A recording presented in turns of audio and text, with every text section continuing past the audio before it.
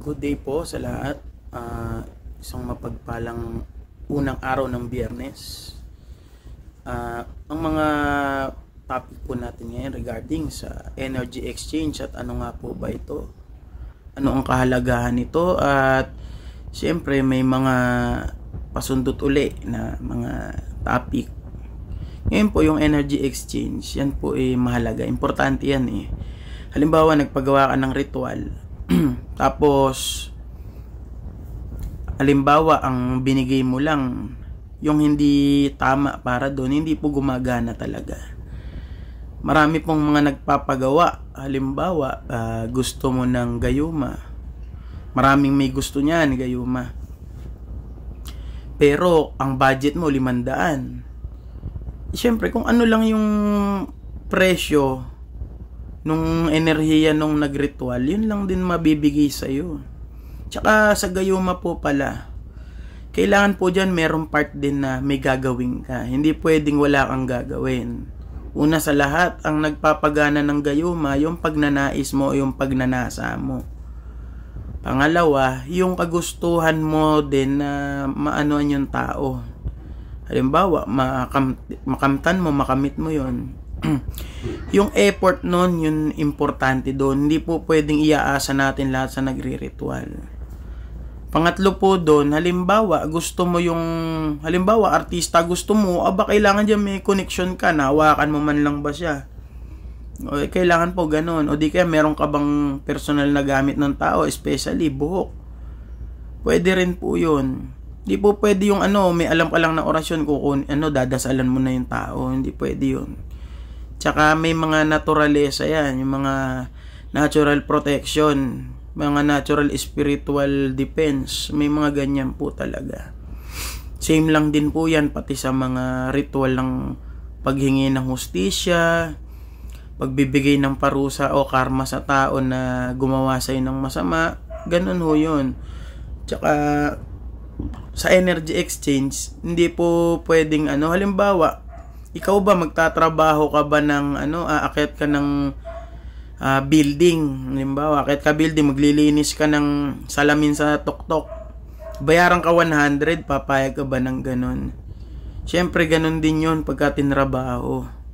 Yung kasing mga ritual, hindi naman dasal lang yan, pinag-aaralan ng taon yan. Tapos ang gusto ng tao pagka na-scam sa iba, ang gusto sa pag lumapit sa iyo, halos libre na. So hindi po ganun 'yun. Pwede naman 'yan kayo hindi kayo gagastos, bibigyan niyo ng materyales ang ritualista. Kaya yung sa akin nga, marami yan magtatanong. Tapos siyempre sa umpisa pa lang nakita mo ng buraot yung tao. Di pangalawang tanong niyan, sasabihin niyan, wala bang bawas? Hindi ho pwedeng bawasan yan. Pagka ho kinulang ng sangkap yan, wala hong sisihan yan sa bandang huli. Ngayon ho, kagaya niyan, may mga rituals tayo na may bayad talaga. Bakit mahal? Una ho, hindi, halimbawa, gumawa ng isa yung para makagante. Mga 1 month yan, walang papasok sa ritualista na pinansyal. Bukod doon, pwede magkasakit yun. Yun ho, hindi naman nasasagot. O wala namang pananagutan doon yung kliyente. Tsaka ho, may mga bagay ho dyan na kailangan talagang aalayan, bibigyan ng offering, hindi pwedeng wala. Kalokohan ho yun pagka halimbawa, gusto mo magpa-ritual ng halimbawa na lang pamarusa bayaran mo sisingiling ka 100, kalokohan po yun. Tapos tatakutin ka. Wala pong ganun. Tapos halimbawa, yan, sa akin naman, ang gamutan, donasyon lang. Kung ang nyo naman, malayo kayo, tapos di kayo makapunta saan, tapos bedridden yung pasyente, pwede naman, pamasahihan nyo ko. May iba kasi, kagaya nyan, merong client, nagtanong, taga Sariaya, Quezon. Ang ginawa ang gusto yata lilipad ako. Hindi pwede yun. Gusto mong maging maayos yung bahay mo Tsaka ang dami, nasa baba siya ng banahaw, ang daming manggagamot doon, di siya doon lumapit. Kadalasan sa ganyan, mga nanunubok na lang, hindi akala siguro hindi sila mabibisto. So, ayun nga, may mga ritual na may bayad, may mga hindi. Kagaya niyan, gamutan. Ritual pa rin ho ang gamutan, hindi naman yan kung ano lang. Sa iba ho kasi akala nila, ano lang yan, dasalan lang. Kung dasal lang yan, di sana kayo na lang nagdasal, di ba? Madali lang pala, di kayo na lang maggawa kaysa ho mga ano kayo, mga istorbo. Tapos kung nadadali ang ay madali lang yan di talagang ano na lang, ganun na lang ang gawin nyo. Kayo na lang ho magsagawa para hindi na kayo nakaka-istorbo ng tao. Meron naman ang gusto, kikitilin yung buhay. Hindi ho pwede yun. Una sa lahat, yung ritualista, hindi lang naman yan yung mananagot dyan pati yung nagpagawa. At the same time, may naging client yata ako niyan, sabi sa akin, gusto ko po mawala na yung taong yan. Tinanong ko naman, magkano budget mo? Ay, 5K lang, 2K. Sabi ko, walang yaka, 2,000, papaanin mo pa ako, problema pa yan.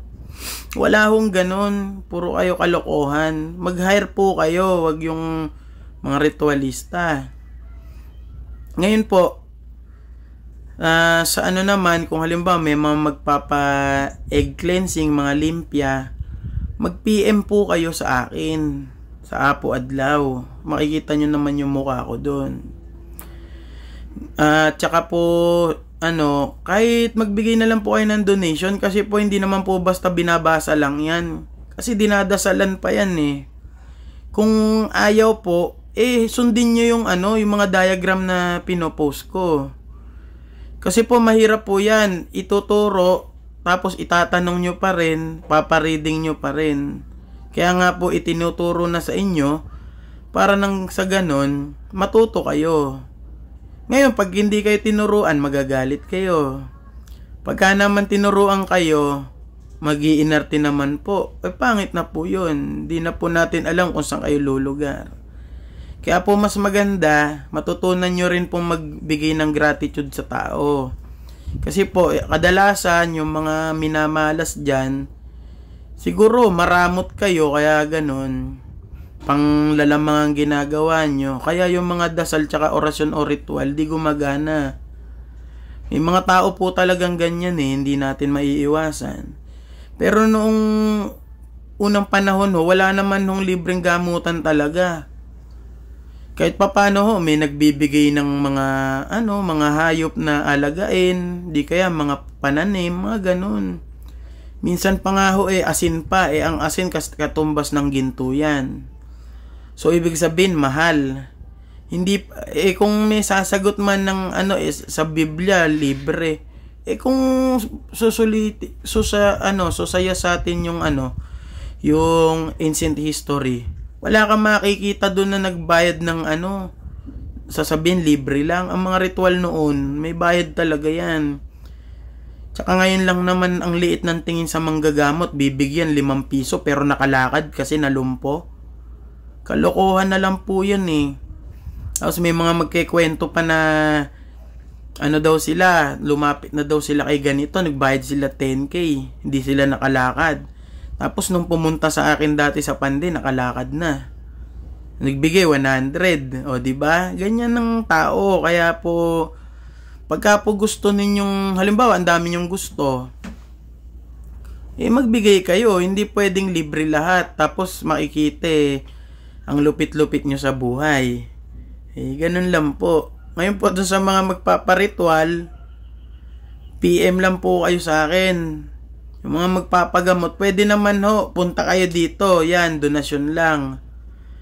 Pero yung halimbawa, pupuntahan, tapos ay magbigay ng pamasahe, hindi po tayo lumilipad. Di naman po ako aswang Tsaka aswang, gabi lang yun. Paano kung tutulog na kayo? Hindi na ako makakalipad niyan. Tsaka walang nagaganyan yung sasabihin pang di naman po tayo mga self-proclaim. Tsaka Kung halimbawa po mga subukan, pwede naman pong pumunta dito sa bahay nang masubukan yan. Yun lang po. Taga dito po ako sa Barangay Muson, San Jose del Monte, Bulacan. Kung gusto nyo pong pumunta lang po kayo. Iintayin ko kayo basta sure kayo kausap. Sige po, yun lang. Have a nice day. Have a nice Friday to all. Goodbye.